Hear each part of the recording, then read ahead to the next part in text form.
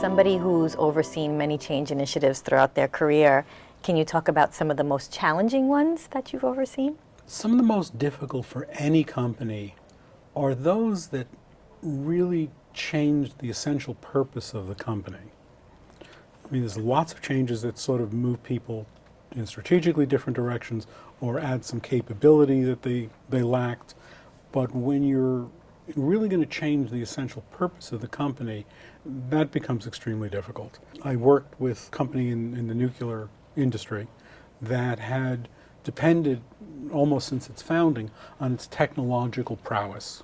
You know, that's what it was, its source of competitive advantage, and you know, the organization was mainly led by engineers, you know, who over the years climbed from engineering up into senior leadership, and everything was fine except one day a competitor appeared from Europe, somebody who'd been servicing, you know, nuclear plants, you know, in Europe and wanted inroads into America.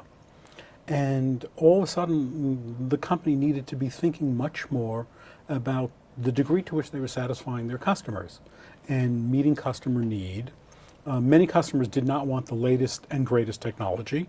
What they wanted is, you know, on-time service. They wanted, you know, responsive organization. And this was an organization, so, you know, had to change its identity from being a technology-driven organization to one that was much, much more customer-driven. And that was a painful change because literally every part of the organization had to change, and there were a lot of people who deservedly felt a lot of threat, you know, about the changes. They saw their power, their historic power, sort of disappear, and people tend not to react that well to that. You helped lead that change?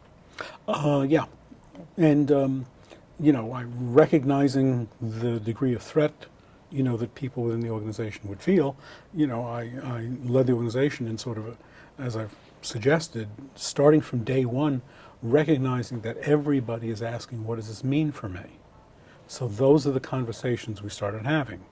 We wanted people to recognize that though there may be a shift, for example, in this case, to a more customer-centric focus, technology was not disappearing. It was still an important source of competitive advantage, that people's jobs might change, but actually potentially even for the better, in that they might become more interesting and varied. So that's what I helped the organization to do. Mm-hmm. How did it go? What was the result? It was painful, but ultimately very successful. It depended also, you know, on the stamina of the senior leadership. Consultants frequently do not want to tell their clients actually how difficult the change will be and how long it would take, because then you'd never get hired. I have to say that this was a long and challenging, you know, journey the company went on, but because they were realistic about what it entailed, they ultimately were successful, recovered the market share that they were losing, and have done very well.